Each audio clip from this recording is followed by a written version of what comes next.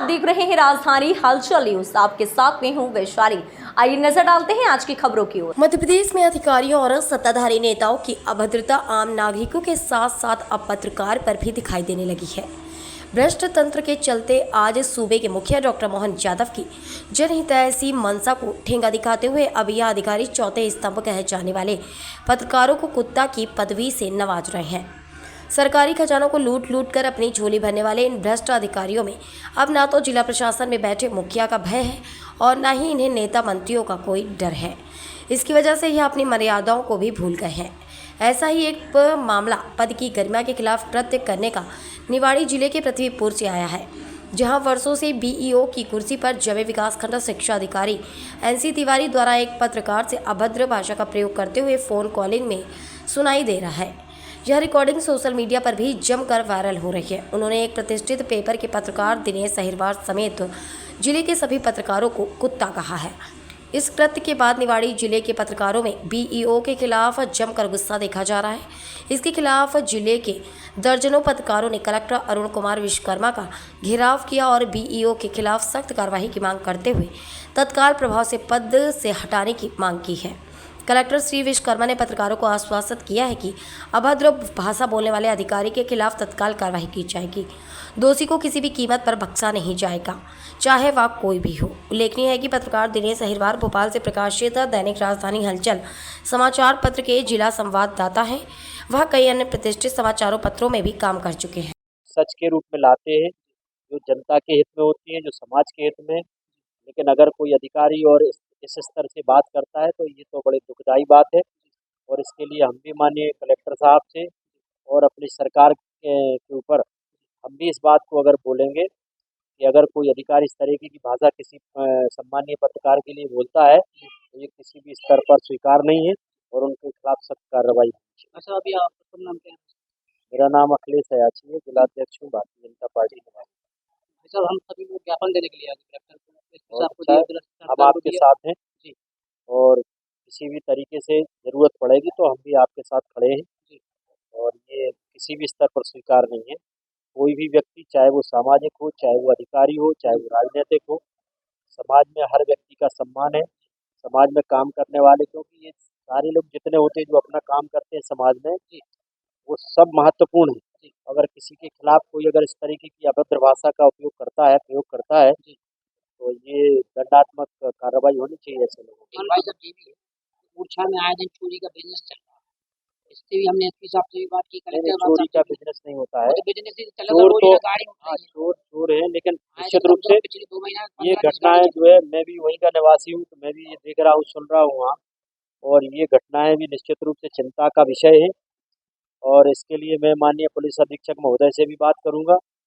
और अगर ये घटनाएं नहीं रुकती हैं तो फिर इनके इनके लिए मैं माननीय मुख्यमंत्री जी से और प्रशासनिक स्तर पर बात करूंगा। और नहीं होगा तो फिर इसके लिए तो फिर लोगों को आगे आना चाहिए। टीकाकरण का धंधा रुक जाएगा जी। बच्चों का भविष्य खराब कर रहे हैं, स्कूल में पढ़ने नहीं जा रहे हैं। 10-10 12 साल की ये बर्दाश्त घट जाती है। ये पिछली बार बड़ी घटना देखिए, घटी। कुछ काम प्रबंधन के होते हैं, मंदिर प्रबंधन का काम है, इतना कर्मचारी लगे हुए हैं। वो कर्मचारी क्या कर रहे हैं, इसका तो जो व्यवस्था प्रबंधक है मंदिर के हैं, चाहे वो एसडीएम साहब हो, चाहे वो तहसीलदार साहब हो, उनको इस ओर देखना चाहिए। और नहीं देखते हैं तो ये उनकी नाकामी है। इस तरीके से ये तो विषय वास्तव में चिंता का विषय है। ओरछा इतनी बड़ी जगह है, विश्व में धरोहर है। अपन लोगों को भी बाहर से आए, टॉयलेट बाथरूम जो सब प्रोपर खुले होना चाहिए। कई टूरिस्ट डेली उड़ाना देते हैं, तो हम लोग कई बार कई प्रकार की व्यवस्थाएं हैं। और हम भी देखते हैं कि जिस स्तर से हमारा ओरछा है, जिस स्तर से हमारे ओरछा का स्थान और नाम है, और जिस जो जगह है वो, उसको ना तो प्रशासनिक स्तर पर ध्यान दिया जा रहा है और ना उस पर किसी प्रकार का जो भी संस्थाएं हैं, चाहे वो अपनी प्रशासनिक संस्थाएं हो, चाहे वो मंदिर की प्रबंधन हो, तो निश्चित रूप से इसमें ये चिंता का विषय है। घाट पे प्रोपर जा नहीं पा रहे हैं लोग नहाने। कल परसों जो दुकानदार ने गाड़ी लगा दी, उसमें जो बाहर का गरीब आदमी आता है घाट पे नहाने नहीं जा पाए। कम से कम चलो एक बार माननीय कलेक्टर साहब को अवगत कराते हैं अगर व्यवस्था नहीं कर पाए तो और माननीय पुलिस अधीक्षक साहब को अवगत कराते हैं। अगर नहीं होता है तो फिर माननीय मुख्यमंत्री जी से ही बात करूंगा। बहुत जरूरी है। और एक क्वेश्चन और, ग्रामीण क्षेत्रों में शासकीय स्कूलों की बड़ी बदतरीकी। देखिए, सरकार संकल्पित है। हमारी मध्य प्रदेश की सरकार माननीय मुख्यमंत्री मोहन यादव जी इतने शानदार और जोरदार निर्णय ले रहे हैं जो लोगों के हित में है। अभी उन्होंने देखो जितने भी निर्णय लिए शिक्षा के क्षेत्र में, अभी लगातार चाहे वो सीएम राइस स्कूल हो, चाहे वो पीएम श्री हो, इनको गुणवत्ता के साथ उनका पूरे जिले के अंदर उनका तत्काल लोकार्पण होके और वो विद्यार्थियों के लिए उपलब्ध हो रहे हैं। जो शिक्षकों की कमी है उसके लिए भी सरकार लगातार काम कर रही है। लेकिन अगर ऐसी व्यवस्थाएं थोड़ी बहुत अगर आती हैं तो उसके लिए आप लोग उठाइए, हम लोग आपके साथ हैं तो सब और करिए। उसको हम ठीक करेंगे, आप क्योंकि लोग पूरा ये विषय जो है शिक्षा का जो मामला ये आम आदमी से जुड़ा है और ग्रामीण क्षेत्रों में अगर व्यवस्थाएं अगर गड़बड़ होंगी तो फिर इससे तो हमारा क्योंकि नुकसान होगा। देखिए हम लोग घूमते हैं ग्रामीण सरकार के खिलाफ में लोग प्रश्न लगाना शुरू करते हैं, तो ये देखेंगे हम, आप चिंता मत करिए। स्कूलों का सुधार हो जाए हो रहा है, माननीय मुख्यमंत्री जी बहुत शानदार काम कर ऊपर रहे से तो हो रहा था, आपकी नजरों में भी हो रहा है।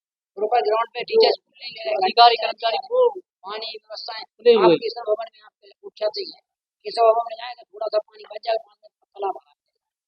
उसकी सीओ तो आपसे ही बात की बरोबर नाली की। हैं। चलो उसको नाली में कोई इतना बड़ा अपन estimate डीओ साहब से भी बात करते हैं। बताएं, आप यहाँ निवाड़ी कलेक्ट्रेट में आए हैं, हमारे किस चीज को लाए हैं?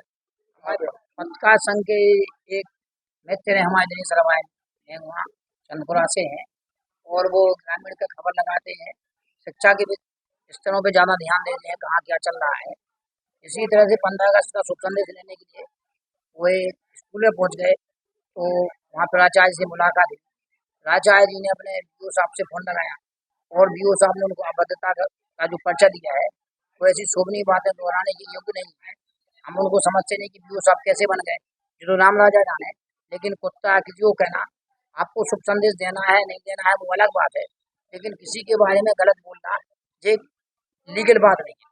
इससे हमने ज्ञापन दिया है पूरे पत्रकार संघ ने और बीओ साहब पे सख्त कार्रवाई हो, इसका आश्वासन हमें कलेक्टर साहब ने भी दिया है और जिला शिक्षा अधिकारी उनको तत्काल प्रभाव से सस्पेंड करेंगे। अब देखते हैं कब तक सस्पेंड का उनको लेटर निकलता है। बताएंगे आपने कहाँ कहाँ ज्ञापन दिया? आज हमने झांसी निवाड़ी कलेक्ट्रेट में आकर के, जो कि हमारे पत्रकार दिनेश भाई के ऊपर जो कि गलत शब्द का उपयोग किया, कुत्ता जैसा शब्द, देश का चौथा स्तंभ है, जो कि हर जगह गली दूर दराज में जहाँ शासन प्रशासन नहीं जा पाता है वहाँ तक हम अरे लोग पत्रकार भाई वहाँ जाते हैं।